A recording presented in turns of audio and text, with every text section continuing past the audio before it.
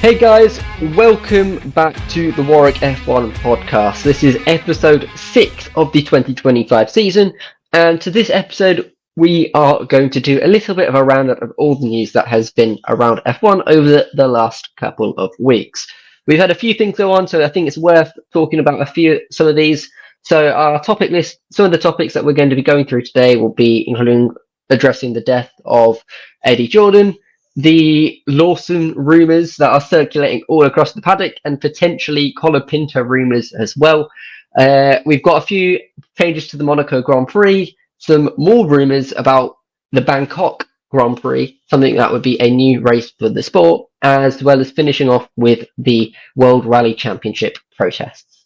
I am your host, Anwar, your new content creation officer, and joining me today we have Callum, Katch, and Daniel, who is a returning guest.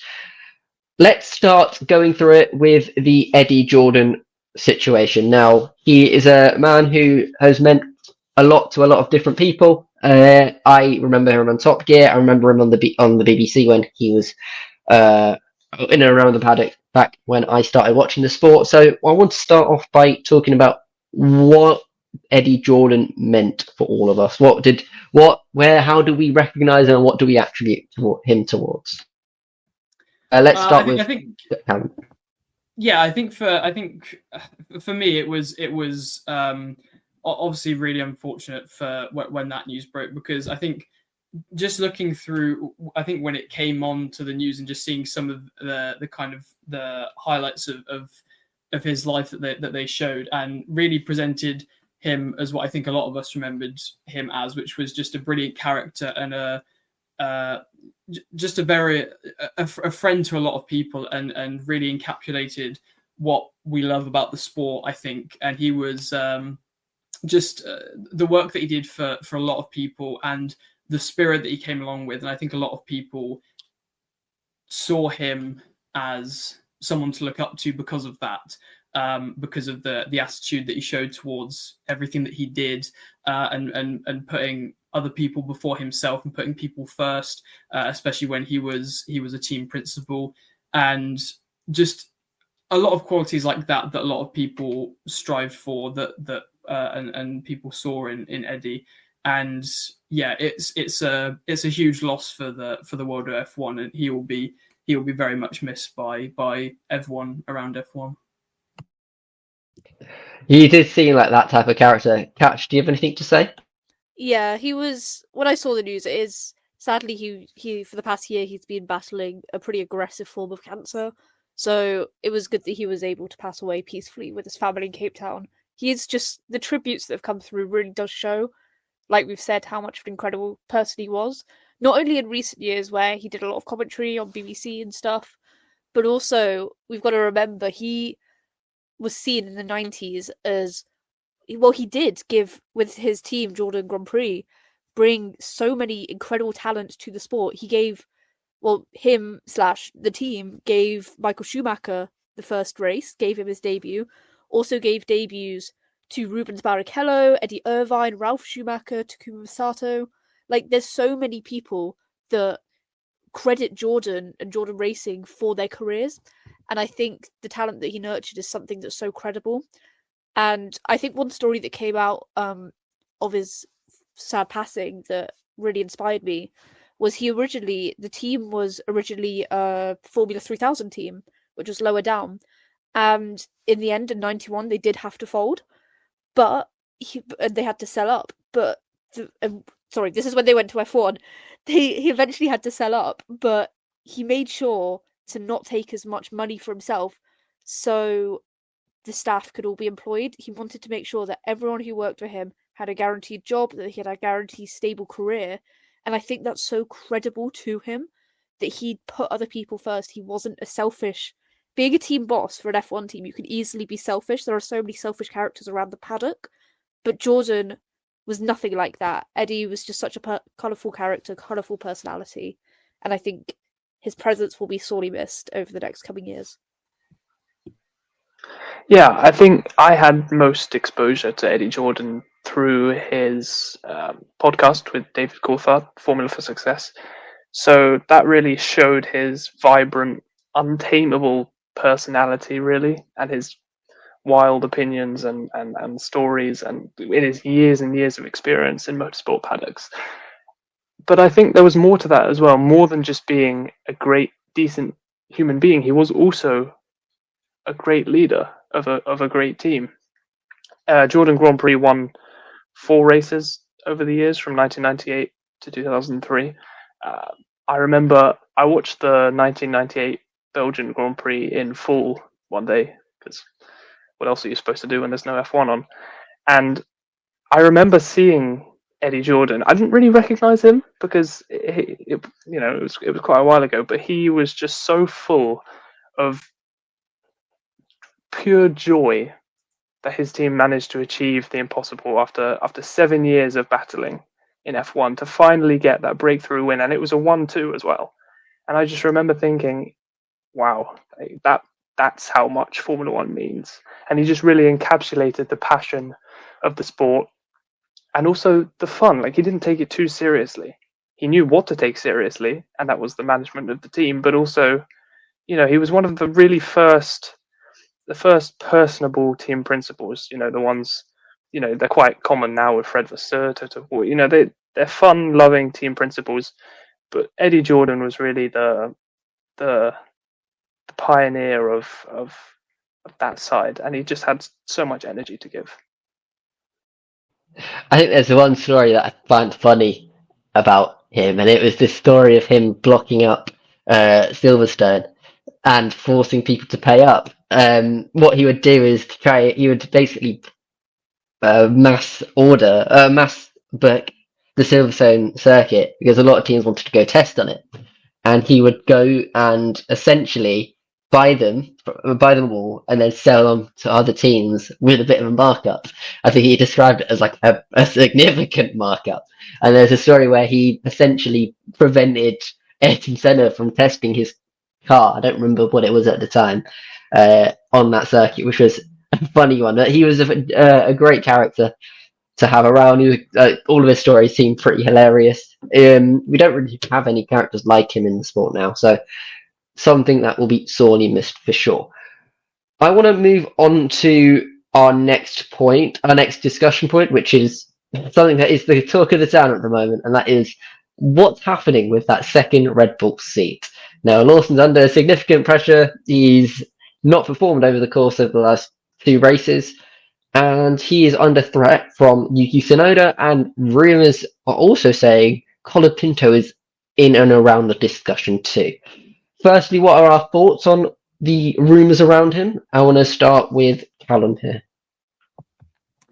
Yeah, I think that this we did cover this a little bit in the China review, and I just think it's an absolute disgrace that we're talking about ditching someone after 2 races. I think, especially where Lawson has raced at 2 circuits, both of which he has never raced at before. This is his first time doing so, and one of which was in extremely tough conditions in Australia, where multiple other drivers with way more experience than him, like Sainz, for example, crashed out because of the tough conditions. And so the fact that there's this much pressure on him is just a tantamount to how bad the conditions are in Red Bull surrounding that second seat. And I think questions need to be asked now, to be honest, of whether it's more the second seat and how Red Bull is setting up their car. We need to provide more attention towards that. And I hope people don't mind, but I'm going to use a football analogy here. So if anyone who's ever watched the Premier League know how bad Man United are at the moment, I'm very happy to say that because I'm a Liverpool fan. But so many times they've gone through managers, and these have been brilliant managers that have been proven at other clubs, people like Jose Mourinho, Van Gaal, but then when they come to Man United, they just die.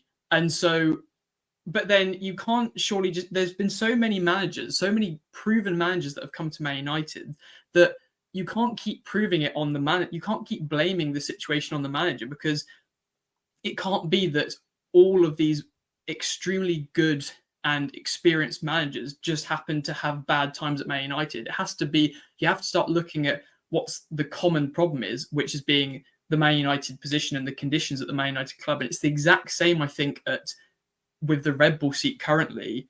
All of the drivers that have been in that second Red Bull seat with Verstappen as the number one driver. So any drivers that have come after Ricciardo left, so that's Gasly, Albon, Perez. We've seen that these are proven performers. We see how good Albon was at Williams. We saw how Perez was in the form of his life before he came into that Red Bull seat with that a crazy performance in Bahrain before he was ditched by Racing Point.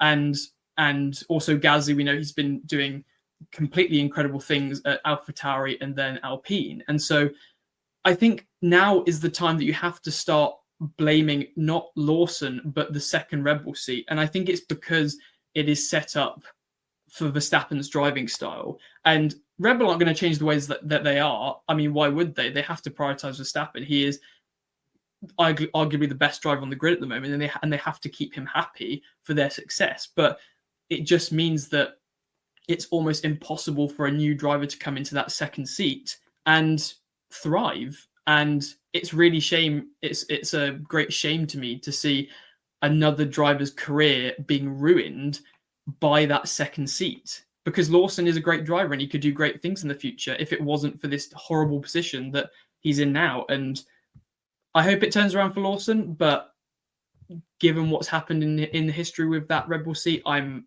very doubtful. I guess the question because I agree, there is a lot endemically wrong with that second Red Bull seat, and maybe even the Red Bull car as a whole. But I guess the question Red Bull are asking is less so how much do we blame Lawson, but more so, do we have a driver in the fold who is able to do a better job? And I guess this is the question I'm going to ask you, Daniel, to start off with. If we put, let's say, Yuki Tsunoda into that second Red Bull seat, does he do a better job than Liam Lawson? For me, it's more likely that Tsunoda performs poorly than he shines in that car. For me, like Callum said, it's just so Max Verstappen. It's just, as an adjective, it is Max Verstappen. And, we've seen it before. I think, to be honest, I wouldn't put Tsunoda in for Japan, I don't think. They were too late with binning off Perez, for sure. His performances, any later, if they'd got rid of him any later, it would have been inexcusable, in my opinion. But to get rid of Lawson after 2 races is premature. They've gone from one end of the spectrum to the complete opposite one within less than a year, which I don't think is feasible. And, we've heard quotes from Verstappen saying, I wouldn't put Tsunoda in that seat next to me, because he's going to struggle in it. And so we know how much Red Bull like to listen to Max in the development side of the car. Maybe they'd also like to listen to him for this in the second driver debate. But then what do you do? Do you just hope that Lawson picks it up a little bit? How long do you give him?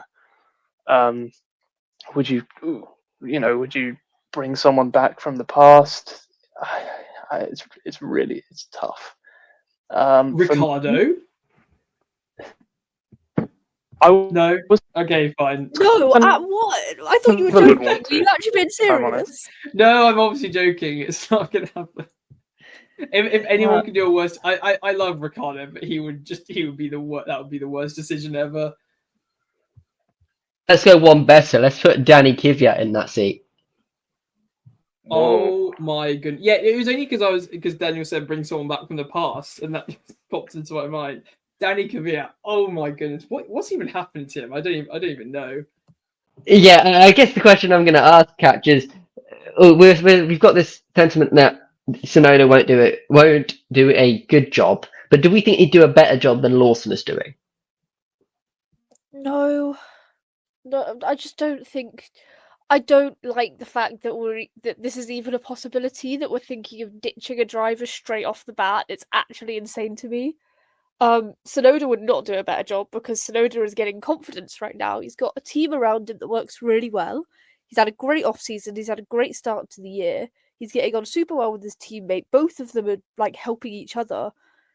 Mixing up this dynamic would just it would just be chaos. I just don't see how this would be helpful for Tsunoda, how it would be helpful for Red Bull, because it would put them back in this position. Let's say, I agree with Daniel that Tsunoda would probably do badly, not because he's a bad driver, but because this is an awful circumstance to be chucked into, like we saw with Alex. I just don't... I could see his stock completely falling, and it would just be a premature end to his career. It's just so unfair that we're having to have this discussion. Lawson needs a bit more time. It's obvious he's got talent. It's obvious that he's not the next coming of Max Verstappen, but Red Bull knew that. I don't think anyone is the next coming of Max Verstappen, so I think they need to stop trying to put in drivers that are going to do incredible. Or even, like, I thought they were changing their minds now and changing their strategy of, okay, we're not going to be able to find the next Max Verstappen, so let's just find a good second driver. And I thought putting Lawson in that car, they were thinking long term, and we all thought they were thinking long term, but I guess Helmut Marko says whatever the hell he wants. The only possible next Verstappen is the next Verstappen. We're putting Max's fetus, the fetus of Max's child, into the car. True. It might do a better Scott job than early Lawson. on. Who knows? At this point, I think they'd be willing to take a punt on it. But we'll see. We'll see how that works out. I don't know. It's really tough. I wouldn't know what to do. I mean, I'm all for 18 years of Red Bull like not doing well and being at the back of the grid. So I think we would this can be an official Warwick F1 Show recommendation to Christian Horner. Get that charge up, get some experience with that fetus, and just don't worry about any of your drivers until then. I think we could recommend that. How has this podcast gone this downhill?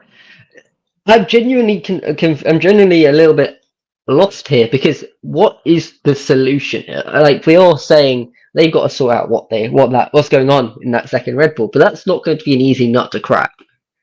So what can Red Bull do if we're saying, okay, don't swap the drivers?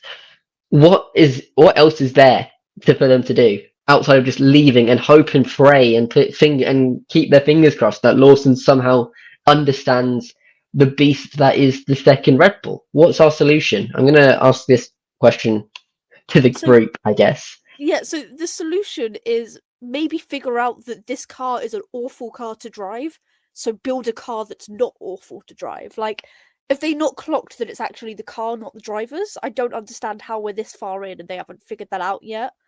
For 26, if they're not building a car that's a bit easier to drive, then they're brain dead. Like, what are they doing? You're destroying. But why would they do that? Would they want to keep Verstappen happy? Yeah, but Verstappen's not happy.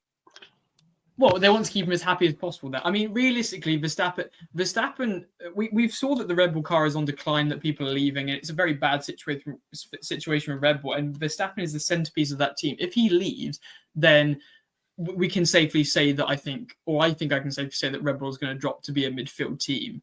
And so, even though it's a bad situation that they're in the moment, unfortunately, with the bad situation that they've created, it's almost the best solution, I think, is to keep with how it's going. It's just a shame that it's the second drivers that are going to suffer, because you have to keep this in their eyes, and I have to agree with this, unfortunately. You have to keep Verstappen happy, and you have to get as much out of him as possible, because he is one of the best drivers of all time, and having him at your team, sure, build the car around him, do that, because you know he's going to deliver you points.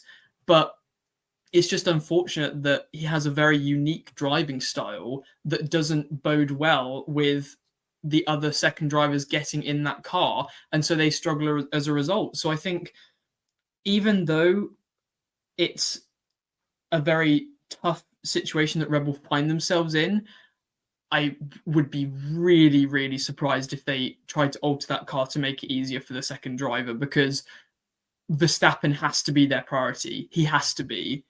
Why wouldn't you prioritize a driver like that? But on the counter, then I'm thinking about the 26 car. Are they... Sure, I agree they have to, at this point, make sure that Verstappen stays happy. Like, I think, even though I'm saying that they shouldn't, it's unreasonable. But they're building a car for 26 that is going to be the same car for the next 5 years, roughly, or at least the foundations of it are going to be the same. We saw with the Mercedes, the foundations of that Mercedes were pretty bad. and it's taken them so many years to make it better. Are they expecting Verstappen to be around for the next 5 years? Because if they are, then that's absolutely fine. They can build that car around him again and just continue to have this issue. But if they don't expect him to be around for the next 5 years, then you're going to set yourself up for having two drivers that can't figure out this car. I don't think it's the case that Verstappen's going to be around for more than 5 years. If he was still at Red Bull driving the same how he is now in 5 years, then I'd be very surprised. But I just think that unfortunately they're just going to try and again, unfortunately, I think I agree with them on this, that they're going to try and get as much out of him while he's still there, because that seems to be their only route to success at the moment. And certainly we've said on this podcast time and again, when the Red Bull car hasn't been there, Verstappen has dragged that up the grid and got on points where no other driver would, no matter how good they are. So it's unfortunately, it's going to cause them long-term pain in not setting up their car for other drivers and keeping the focus on Verstappen. But I feel at the moment that that's the only way that they're going to remain successful in the short term. So it's a really tough decision for Red Bull, but I just feel that they're not going to compromise what they're doing. But what if they do? What if they, by some miracle, come to their senses and they don't give Max a choice? Because that Red Bull, even if they do slightly, I guess they'd have to undevelop it to make it a more suited car to other people's driving style as well. Then Max, that car would still be more suited to Max than every other car on the grid would. Do we think that he'd then migrate to a different team and start Red Bull with say, look, our second driver situation is so bad, Max, we need to change this car. I'm sorry, but we can't do anything else. Or do we just think they flat out would refuse to do that? I mean, Bro's got a child on the way, so I feel like he might just retire. But I think, I don't know. I don't think it will come to that. I mean, I hope that definitely for Lawson's sake and all the second drivers that come after that, they'll want that car to change. But I think, I don't know. I feel like Verstappen might get quite impatient there if the car's not suited to his liking. We've seen before how much he can complain about the car when it's not to his liking. So I think, as much as maybe we might all want to Red Bull to do that, I think they would be quite cautious against that. I think the other discussion here is the fact that Verstappen has always been rumoured to leave. We've heard Toto like considering Verstappen. There's also the whole situation at Aston Martin as well. Alonso probably isn't going to be here for very much longer. He is at like 70 years old at this point, so we can't expect him to race for many seasons to come. If I'm Verstappen, I'm eyeing up other moves, and I'm gonna have to. And for Red Bull, once you get rid of a driver like Verstappen, even if it's voluntary or involuntarily, there's going to be a massive drop in everything, morale, performance, and the rest of it. So with Verstappen leaves, this could have massive ramifications for the Red Bull team. So do we expect Red Bull to try and do everything they possibly can to appease Verstappen, or will they try and do what we've said, and that is trying to compromise between the second driver and drivability and Verstappen? I'm going to ask this to the group as well. Yeah, I think I'm not too sure. I think if they haven't done much to improve the second seat by now, then they probably won't do that in the future. I think that they've had enough opportunities to explore that opportunity and haven't done so. I mean, we're on the fourth driver now that Red Bull has had since, I suppose, Verstappen wasn't prioritised and Daniel Ricciardo was there, and they were kind of on equal footing, I suppose. And there's been plenty of opportunities. I mean, they've had to put up with Perez for half a season, and he is the reason, his struggles were the reason that they dropped to third in the constructors. And you think that if they wanted to explore that opportunity for changing the car a little bit to make it more suitable to other drivers, they would have explored that with Perez there. he was there struggling for a couple of years. So I feel like they would have explored that opportunity already if they wanted to, and so I doubt they're going to start now. I think this is ultimately going to be this is not a quick fix situation, and even if they throw in this new driver, we're going to have to wait and see if that Red Bull becomes a little bit more drivable.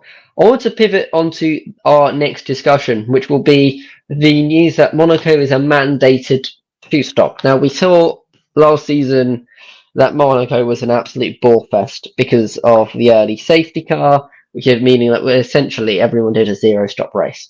Now, are we happy with the news that it's a mandated two-stop, or is this a little bit too much FIA control for our liking? I'll ask this to Katch. I don't mind it. I think it's going to be very interesting because I've seen some people mention that maybe because it's mandated two-stop, right? Teams will just get the first two stops out the way straight at the start, and then it will be a procession. But I don't think that'll be the case. I think it will be really interesting, especially for more of the backfield teams. They'll be like, okay, we can try something new here. We can figure out and try and jump each other. I don't know. I think for the front teams, for McLaren, I'm still going to chuck Ferrari in this, Red Bull, Mercedes. I am interested to see how this will play out because obviously it's basically a guessing game of who bites first. What are we going to do? Because if you're McLaren, for example, you wouldn't want to get your two stops out the way right at the start when no one else does, and then a safety car comes in. Because you've got to remember, if there is a safety car, that counts as a pit stop. So I think the strategy will be interesting. It will make it a better race for sure. Don't know whether it won't make it like top race of the season, but it'll go from like maybe a 4 out of 10 to a 6 out of 10. But I'm still down for that because it's Monaco, and Monaco's great in my opinion. I'm in the minority, but I really enjoy it. That's a 6 out of 10 race at Monaco. That is an interesting take. Daniel, do you agree with that sentiment or not? Not really. Sorry. I think, to be honest, the new rule, I don't think it's going to improve much. There will be an added level of strategy intrigue, maybe, but overall, in terms of race quality, I just don't think it's going to change much. I think the whole strategy from the team's point of view will still be very similar overall. They're gonna pit on the same bunch of laps. There might be a couple more undercuts or overcuts maybe, but on the whole, I don't think it will be revolutionary for the quality of Monaco. Monaco's Monaco. Monaco is a Saturday event. You want to be there for the Saturday. The qualifying is where it's at. We've seen it time and time again. I've given up hope for hoping for a good Monaco race, to be honest. I don't think we're going to get one as much as we want it. So, I don't mind Monaco as a whole. I mean, I like the race. I like watching it. I like the drive. I don't get bored watching the drivers navigate the tight streets. I don't think we need to introduce any more rules, to be honest.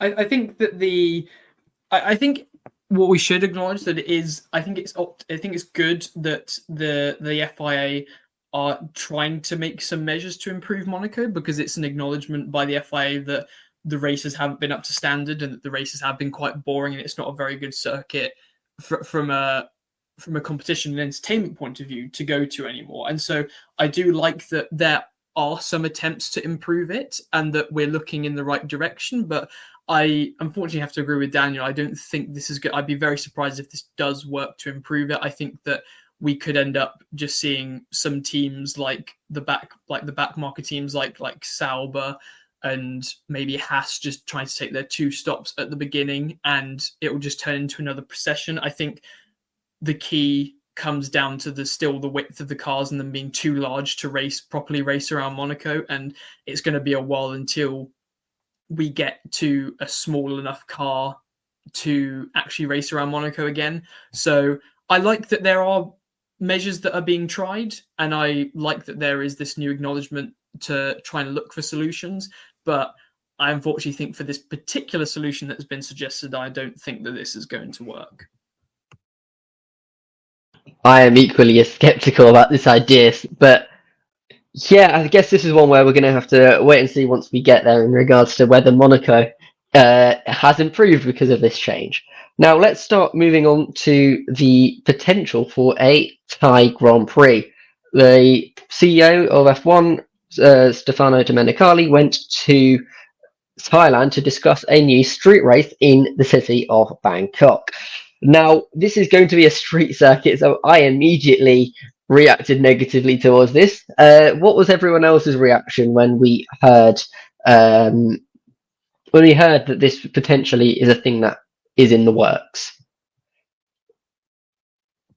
I think that it's just another race, isn't it? I don't think I like that we're maybe going to trying to go to all these different places, but we already have 24 races on the calendar, so it's more just, I think it's already, which is a shame really, because they could end up building quite a good circuit and it could be quite a good race, but it's already starting off with a bad rap, because I think a lot of people, especially maybe it's just me talking and it's my opinion, but I don't know, I feel like a lot of people are just kind of tired of how many races there are. I think everyone's under the main concession that it should be reduced, and so we should work more towards reducing the number of races rather than and maybe doing some rotations rather than introducing more tracks than we already have to the calendar. So I don't know. I think if we do end up going there, then I'm not going to judge it until we see a first couple of races, because a street circuit can be really good. It can be very boring, but I just don't think this is the right direction to be moving in with regards to the F1 calendar. I think that we should start trying to reduce the number of races, because I think that it's way too crowded, way too packed. And if they want to introduce more races after that, then there can maybe be some rotations or something like that. Daniel, do you agree that this calendar is a bit saturated at the moment and we need to start moving down to potentially 21 races like it used to be? Yeah, it's weird for me because I'm a pretty diehard F1 fan. Like, the more F1, the better for me. But having said that, at the end of last year, when we were getting to race 23 and 24, it started to feel like uncharted territory. Like, it wasn't, it's hard to describe, but it was just a weird feeling of, whoa, this is more than I'm used to. It's like they've bitten off more than they can chew with this. How are they doing this final triple header? It was, what was it? Vegas, Qatar, Abu Dhabi, which is wild, a triple header to finish off for the year. And everyone was exhausted by the end of that triple header. And everyone was looking forward to the winter break, rightfully so. So for me, the idea of another one, I don't think they'd expand past 24. Obviously, that's it's been very, very clear that that's the cap. I think the correct amount is probably around 20, just under, perhaps. And I have the feeling that if Stefano Domenicali were to make the choice about tracks to axe or rotate, we'd be having quite a few street circuits on the calendar, which is fine. The Bakus of the world they produce entertaining races time and time again. But I am slightly skeptical about this one. I mean, there are many logistics concerns as well. You say the calendar's crowded. The streets of Bangkok are also very crowded. So to organise and run a whole Grand Prix on those streets would be a mammoth task, which I guess is why they've given 3 years notice or something from when they'd possibly start running it in 2028. But no, if it were a permanent circuit, I'd be more inclined. I'd be more on board with it. I think maybe it's a step too far, this race. To be fair, I just want a permanent track in Africa, if I'm honest. That's all I want from the calendar right now.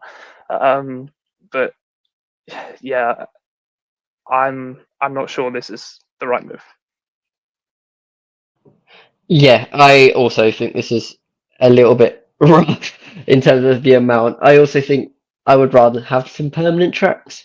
But this is one where we'll see if they make any progress with this actually, because we all are aware that we can have construction difficulties and the rest of it. We saw at Hanoi, we never got there, so we'll see what happens. I want to finish this podcast off by talking about the protests that have been happening in the WRC, which is our World Rally Championship. And this is in regards to the swearing ban. Now, swearing has become a bit of a hot topic because of Mohammed bin Sulayem and his significant dislike towards the drivers swearing, and I hope to make the sport a little bit more accessible, I assume. And this has also kind of progressed to the WRC, where they've tried to impose significant fines for inappropriate language, and that's been responded to by a bit of a silence kind of protest from the drivers. Now, do we think this is something that will become a little bit more commonplace in the world of motorsport because of this, or do you think this is going to be a short-lived thing, Katch? I think it's really interesting because it was after the last round, there was actually a fine because the WRC, we've talked about it multiple times on this podcast before the season started, the new FIA regulations, and this is like regarding swearing, and this is the first instance where we actually saw them maintain this fine system by fining, I think, one of the co-drivers like €10,000. And in the most recent round in Kenya, which is what we're talking about, they had this protest where when the media asked any questions, the drivers would either give 1 or 2 word answers, but if they did, it was in their native language. So I think it's really interesting. The FIA hasn't really made much of a comment towards it, but I don't see this happening in larger series like F1 because I think teams have too much of a chokehold over PR and media, and they wouldn't allow the drivers to do this. But for series like the WRC, I think it's making a big statement, and I'm really interested to see whether the FIA will actually back down and MBS will actually decide, oh yeah, maybe I was wrong with this thing that everyone told me I was wrong about. Who knows? Yeah, I mean, there's not much more to say here, I guess, unless Callum and Daniel have any other comments they'd like to add. Yeah, I do agree that it's maybe a bit more difficult for F1 drivers and these more well-known series or more watched series to be able to do some kind of a protest like this. But unfortunately, I think this is kind of what it's going to take for the FIA to back down on their decision, because the main focal point for the FIA is these drivers. It's the main thing that's bringing them in the money at the end of the day. And so I think if the drivers do have a problem with this, and I hope they have a problem with this, because it's, as we've discussed in this podcast already, I think it's a completely ridiculous thing to try and censor what these drivers are saying. Then I imagine this is what it will have to come to at the end of the day. And so I fully support what has been happening at the WRC. I think it's a really great thing to kind of a really innovative and great way to show their opinions on the matters and to offer some kind of resistance against it. I completely agree. I think the big point here is the size of the fine. I mean, €10,000 for a rally driver for a slip of the tongue. I mean, it can happen to any of us, and a subsequent suspended €20,000 fine as well, which is, I mean, come on, that's eye-watering amounts of money there. I think there should be, the sanctions need to be lesser, honestly.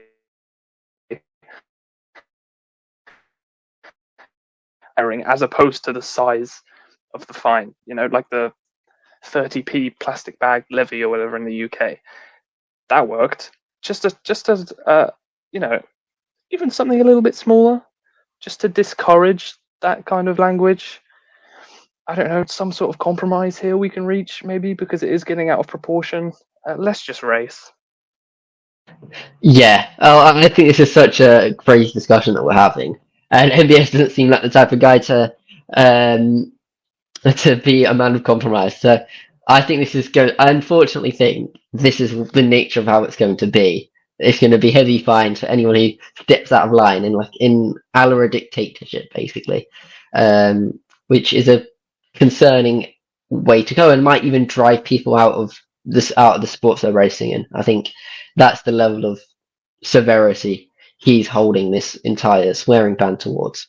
Let's wrap it up there, because I am aware of time. Thank you guys very much for listening to the podcast. We'll be back next, I believe, over the course of the next couple of weeks to preview the Grand Prix that is next, which is Japan. Nearly forgot it, but that's what we're going to be looking forward to. We'll see you then, and until then, goodbye.